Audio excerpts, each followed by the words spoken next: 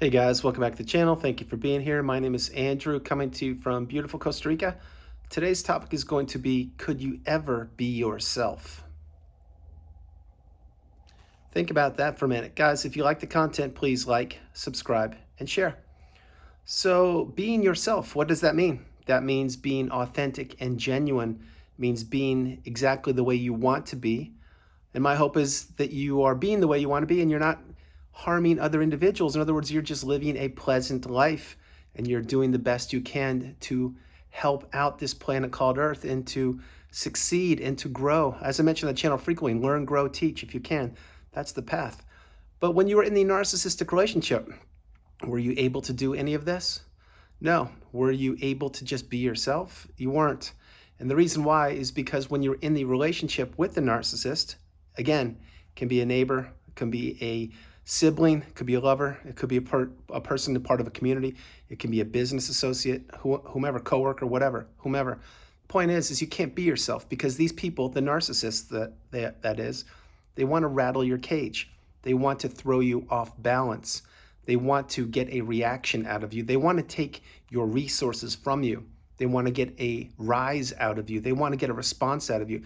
And keep in mind, the narcissist, not only are they a coward and a bully, and they're actually terrified inside of their minds. Yes, they are. They just don't want to be exposed, and they're afraid of abandonment and many other things. But the point being, you can't be yourself when you're around these people. And why? Because you are expected to put them, i.e. the narcissist, in front of yourself, which is exactly what you did for the duration of the relationship that you were in. It's what you did.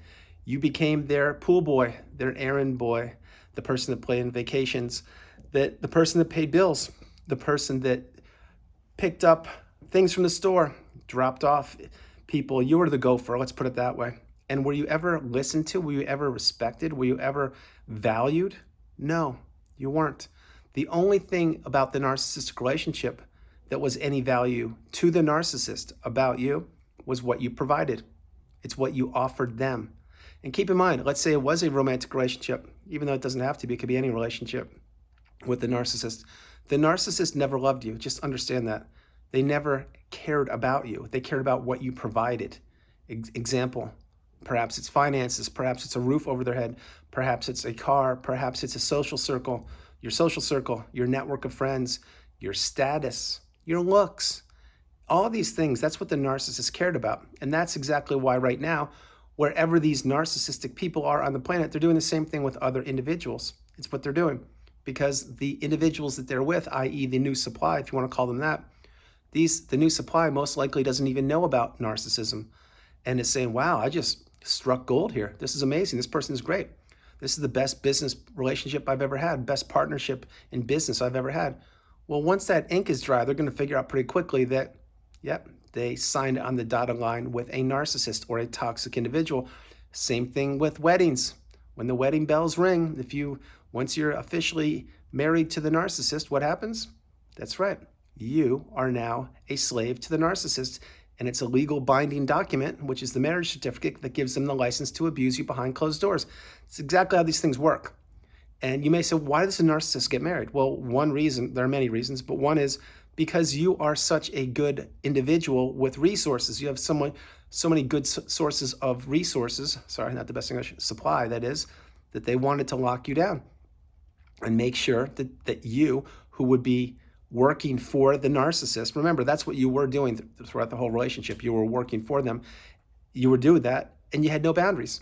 And you were their pawn, their puppet, because most likely after the wedding bells rang, you entered the devaluation stage soon thereafter. I'm certain of it. And guys, drop comments below if any of this resonates with you. But the point is, could you ever be yourself? You really couldn't unless you were alone, or unless you were with trusted loved ones, or unless you were connecting with perhaps family members that had your back, or friends. That's when you can be yourself. That's when you don't have to try to appease another individual.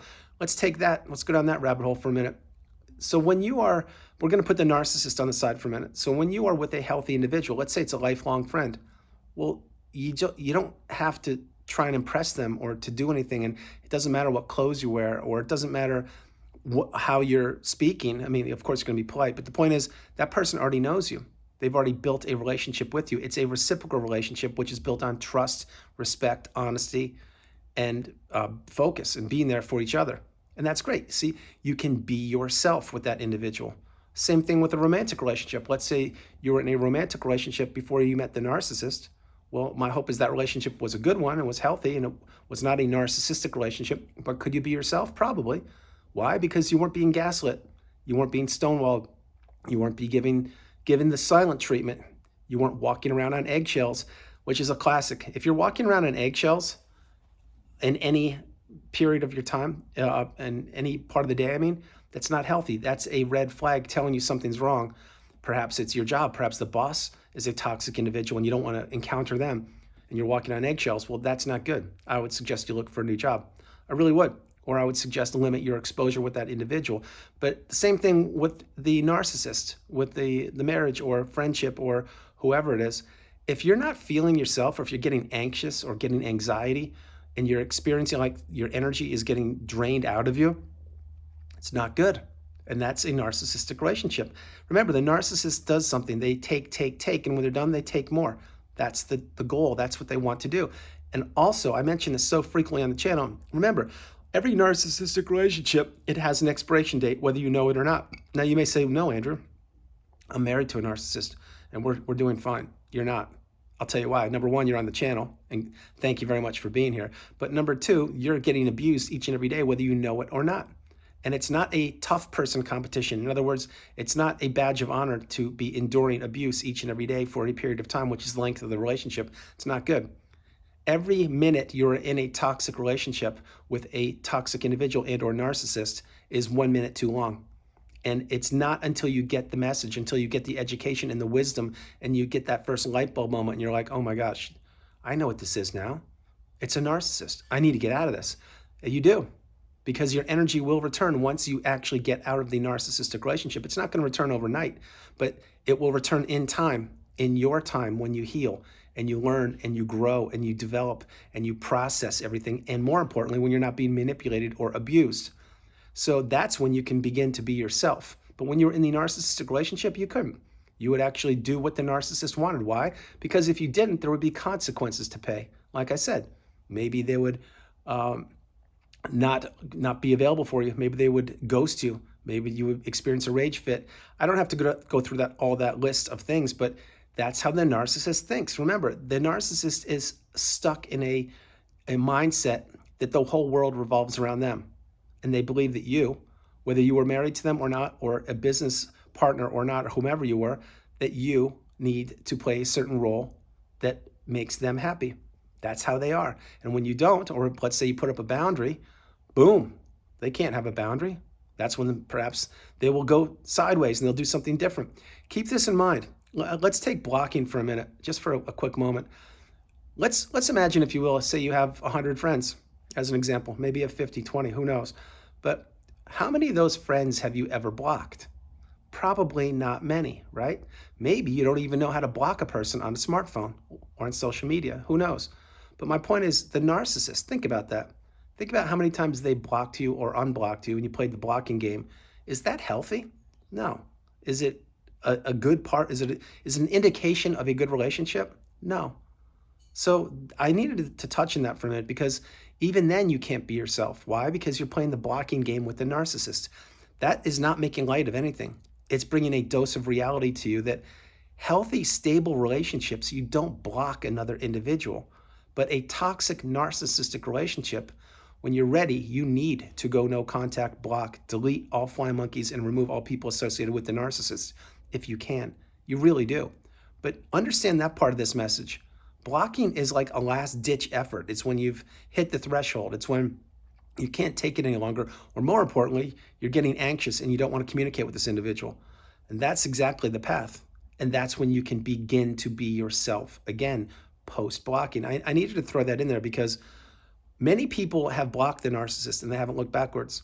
And that's one part. But many people haven't blocked the narcissist and they think they're strong, and my hope is they are, but we never know, because as long as the narcissist is not blocked, you actually can't be yourself, because you're thinking at times about what if they send a message, if they text, if they call, if a mysterious package arrives on your doorstep, things like that. You get my point?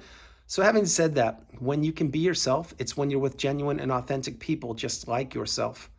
Perhaps there are childhood friends that you've had for years. Perhaps you just made a new friend recently and they understand you. You don't have to over explain things to yourself. I mean to that individual. You just clicked. And if you have people like that, that's a good thing.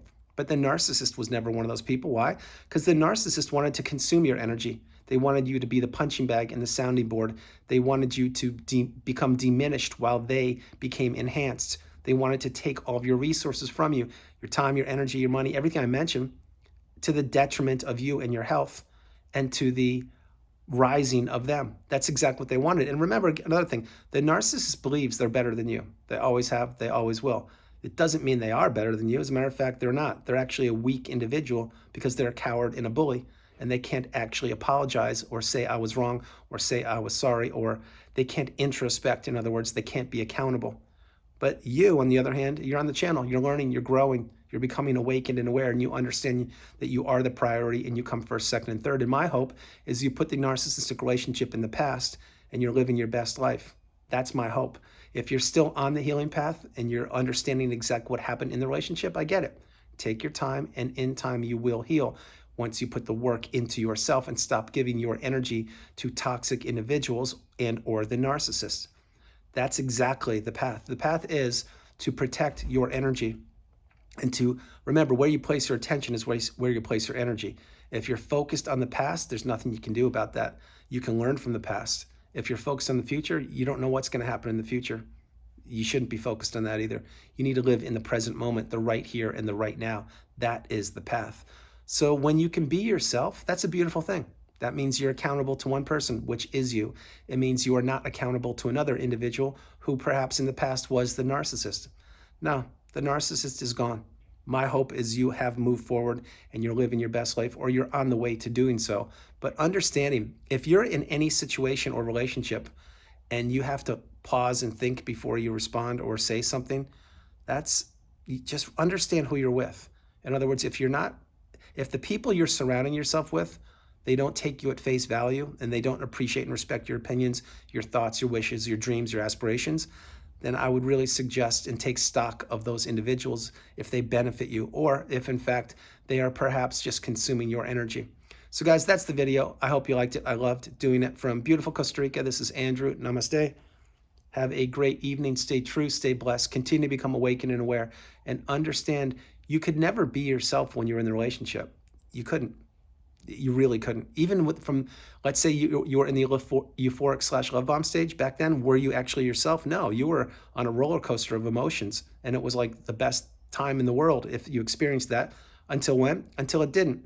Until the narcissist knew they sank their dirty fangs into you and you entered the devaluation stage / the narcissistic fog. And that wasn't when you were yourself either. Think about it. When you were discarded or the relationship ended, it took you time to process things, and then the third version of you finally came out, or the third version of you is getting ready to come out. That is when you can be yourself. That is when you understand your value, and that is when you save your energy for yourself and those loved and trusted ones around you.